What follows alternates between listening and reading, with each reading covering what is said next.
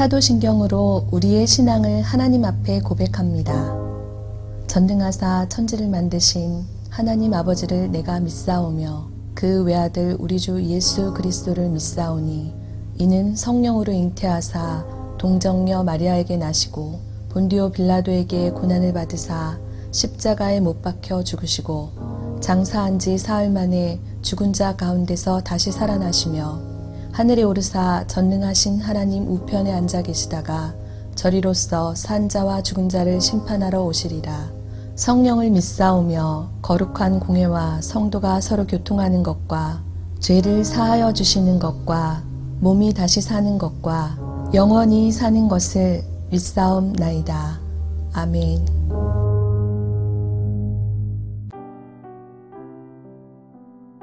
오늘의 말씀 시편 85편 1절에서 13절 말씀입니다. 여호와여, 주께서 주의 땅에 은혜를 베푸사 야곱의 포로된 자들이 돌아오게 하셨으며 주의 백성의 죄악을 사하시고 그들의 모든 죄를 덮으셨나이다. 주의 모든 분노를 거두시며 주의 진노를 돌이키셨나이다. 우리 구원의 하나님이여, 우리를 돌이키시고 우리에게 향하신 주의 분노를 거두소서. 주께서 우리에게 영원히 노하시며 대대에 진노하시겠나이까. 주께서 우리를 다시 살리사 주의 백성이 주를 기뻐하도록 하지 아니하시겠나이까. 여호와여, 주의 인자하심을 우리에게 보이시며 주의 구원을 우리에게 주소서. 내가 하나님 여호와께서 하실 말씀을 들으리니 무릇 그의 백성 그의 성도들에게 화평을 말씀하실 것이라. 그들은 다시 어리석은 대로 돌아가지 말지로다. 진실로 그의 구원이 그를 경외하는 자에게 가까우니 영광이 우리 땅에 머무르리이다. 인애와 진리가 같이 만나고 의와 화평이 서로 입맞추었으며 진리는 땅에서 솟아나고 의는 하늘에서 굽어보도다. 여호와께서 좋은 것을 주시리니 우리 땅이 그 산물을 내리로다. 의가 주의 앞에 앞서가며 주의 길을 닦으리로다. 성경 중에 빌립보서라는 성경이 있습니다. 바울이 빌립보 교회 성도들에게 쓴 편지인데, 바울이 이 편지를 썼던 장소가 어딘지 아십니까? 로마의 감옥이었어요.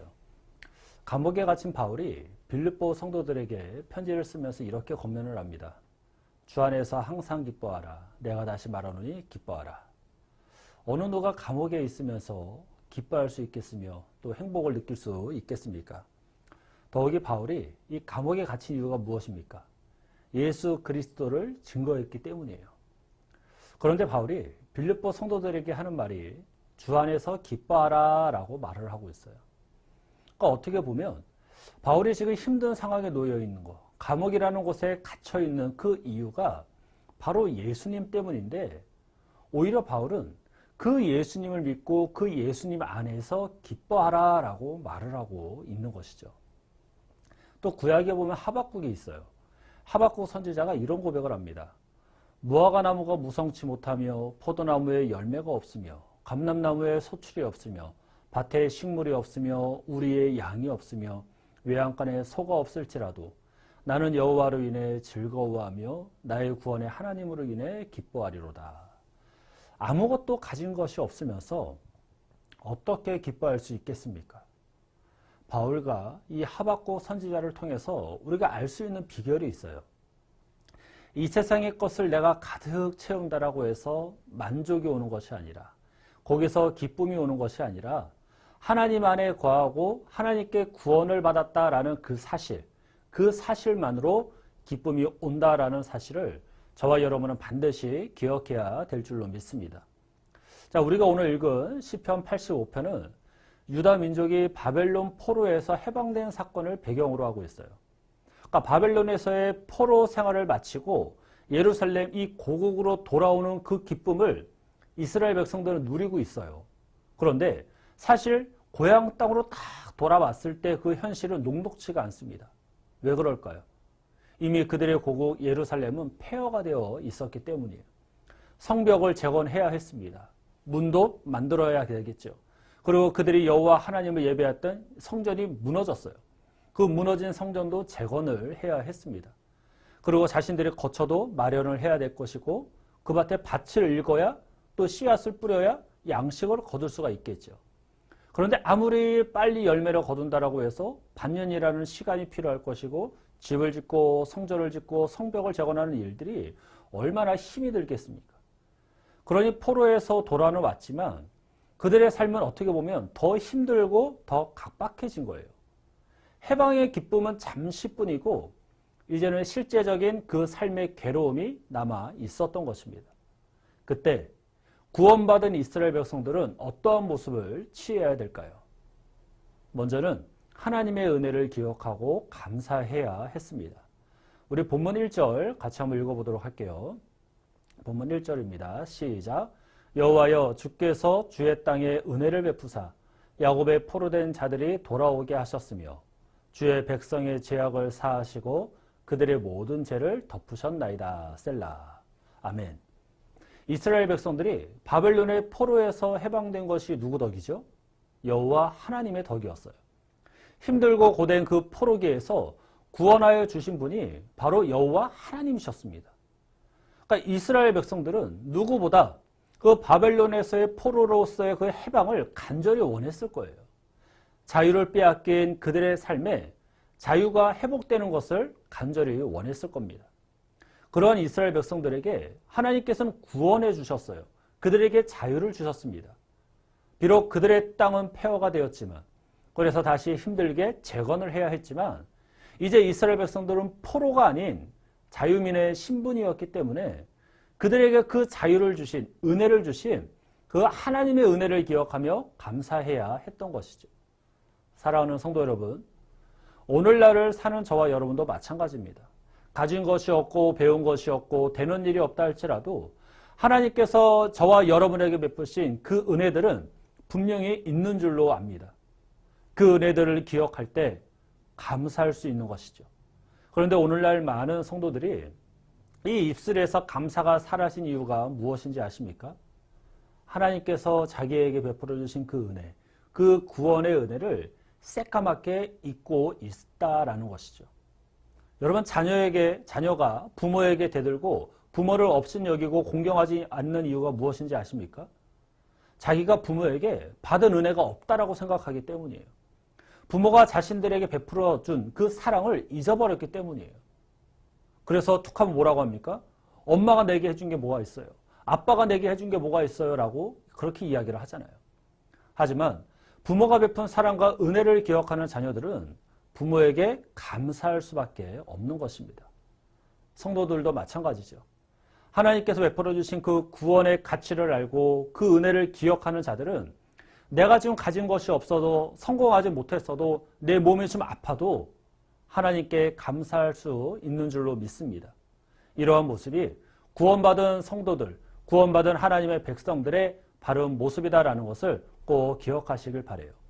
그러면 하나님께서 이스라엘을 구원하셨다라는 것은 그들의 죄를 용서해 주시고 덮어 주셨다라는 것을 의미하는데 하나님께서 이스라엘의 죄를 용서해 주셨다라는 것이 무엇을 의미하는지 아십니까? 틀어졌던, 막혔던 그 하나님과의 관계가 회복이 되어졌다라는 것이에요. 하나님과의 관계가 회복되었다라는 것은 이제 이스라엘 백성들은 자신들의 여호와 그 하나님께 도움을 간구할 수 있다라는 것입니다. 그런 이스라엘 백성들의 간구를 하나님께서는 들으시고 응답하신다라는 거죠. 사랑하는 성도 여러분, 구원받은 백성들에게만 있는 특권이 무엇인지 아세요? 하나님의 도움을 당당하게 요구할 수 있다라는 겁니다. 우리 성도 여러분들도 구원받은 하나님의 백성이기 때문에 이렇게 새벽 제단에 나와 하나님께 너무나도 당당하게 도움을 구하고 있는 것 아니겠습니까? 이것이 바로 구원받은 백성들에게만 주어진 특권인 줄로 믿으시길 바랍니다. 그렇게 하나님의 도움을 구하는 시인이 이런 고백을 해요. 본문 12절 같이 한번 읽어볼게요. 본문 12절입니다. 시작. 여호와께서 좋은 것을 주시리니 우리 땅이 그 선물을 내리로다. 아멘. 여호와 하나님께서 좋은 것을 주시리니 우리 땅이 그 산물을 내리로다. 아무것도 없는 이스라엘 백성들에게 있어서 가장 좋은 것이 무엇이겠습니까? 먼저는 하나님과의 친밀한 교제이겠죠. 예배를 통해 제사를 통해 주어지는 영적인 축복일 거예요. 그리고 이 땅을 살아가면서 필요한 먹고 마시는 것, 자기들의 안전, 생명을 지켜줄 보호장치겠죠. 하나님과의 관계가 좋으면 하나님께서 지키시고 보호하십니다. 졸지도 아니하시고 주무시지도 아니하시고 하나님은 당신의 택한 백성들을 지켜주시고 보호해 주셔요. 그렇게 되면 이방 민족들이 함부로 공격해 오지도 못해요. 또 공격해 온다고 해도 하나님께서 기가 막힌 방법으로 대신 싸워주셔서 이스라엘에게 승리를 안겨주십니다. 그렇게 되어지면 나라가 안정되어지겠죠. 그러면 그들이 먹고 마시는 것 또한 빼앗기지 않으면서 넉넉해질 거예요. 때에 따라 내려주시는 은혜, 때에 따라 내려주시는 비, 햇빛 이런 걸 통해서 나라 안의 양식은 풍성해질 것입니다. 그러니까 시인은 이런 모든 것들을 좋은 것이라는 이 단어로 표현을 한 거예요. 비록 지금의 현실은 암담하죠. 준비되어 있는 것이 하나도 없지만 하나님께서는 구원받은 백성들을 결코 버리지 아니하시고 그들의 기도를 들으시고 가장 좋은 것으로 채워주실 것이다라는 확신, 이 확신, 이 믿음을 시인은 갖고 있었던 것입니다. 사랑하는 성도 여러분, 오늘날을 사는 저와 여러분에게도 바로 이 믿음이 필요한 줄로 믿습니다. 이런 확신이 필요한 줄로 믿습니다. 신앙생활의 최대 위기가 무엇인지 아십니까? 외부로부터 주어진 어떤 핍박, 환난, 어려움이 아니에요. 오히려 신앙생활 속에서 논쟁을 하고 형식에 치우쳐서 그 감사를 잊고 열정을 잃어버리는 감격이 사라지는 것이 우리에게 있어서 최대의 어려움이다라는 거죠. 하나님께서 베푸신 그 은혜가 생각나지 않고 감사가 되지 않는 것. 이것이 우리 신앙생활의 최대 위기예요. 그럼 오늘 하루 우리는 어떻게 살아야 되겠습니까? 우리 성도 여러분들은 구원받은 하나님의 백성답게 하나님께서 여러분에게 베풀어 주신 그 구원의 은혜를 기억하고 감사하십시오. 하나님이 여러분에게 베풀어 주신 그 은혜들을 기억하시고 감사하십시오. 구원의 기쁨과 그 감격이 회복되어 감사가 넘치는 삶이 되어질 때 오늘 우리의 삶을 통하여 역사하실 그 하나님이 증거되어질 것이고 하나님은 그런 우리를 통해서 크신 영광 받아 주실 줄로 믿습니다. 이러한 믿음으로 오늘 하루 살아가시는 저와 여러분들 되시길 주님의 이름으로 축원합니다. 기도하겠습니다. 사랑 은혜가 충만하신 하나님 감사합니다. 이렇게 개화복된 날 우리의 걸음을 인도하시며 날마다 우리와 함께 하시고 동행하시는 주님, 오늘도 나와 함께 하시는 나를 구원하신 나에게 은혜를 베풀어 주신 하나님의 은혜 기억하며 또 오늘도 하나님께 감사하는 복된 삶을 살기를 간절히 소망합니다. 보여지는 것들 때문에 낭망하고 절망하고 낙심하고 원망하고 불평하는 것이 아니라 나에게 베풀어 주신 그 하나님의 은혜를 기억하며 또 좋은 것으로 채워주실 그 소망을 품고 나아가는 우리 모두가 될 수 있도록 주님 도와 주시옵소서. 그래 오늘도 하나님 한 분만으로 감사하며 만족하는 삶이 되게 하시고 그 하나님을 영화롭게 하는 복된 믿음의 삶을 살아가는 우리 모두가 되게 은혜를 더하여 주옵소서. 감사를 드리며 예수님의 이름으로 기도합니다. 아멘. 주님이 가르쳐 주신 기도로 예배를 마칩니다. 하늘에 계신 우리 아버지여, 이름이 거룩히 여김을 받으시오며 나라가 임하시오며 뜻이 하늘에서 이루어진 것 같이 땅에서도 이루어지이다. 오늘 우리에게 일용할 양식을 주시옵고 우리가 우리에게 죄 지은 자를 사하여 준 것 같이 우리 죄를 사하여 주시옵고 우리를 시험에 들게 하지 마시옵고 다만 악에서 구하옵소서. 나라와 권세와 영광이 아버지께 영원히 있사옵나이다.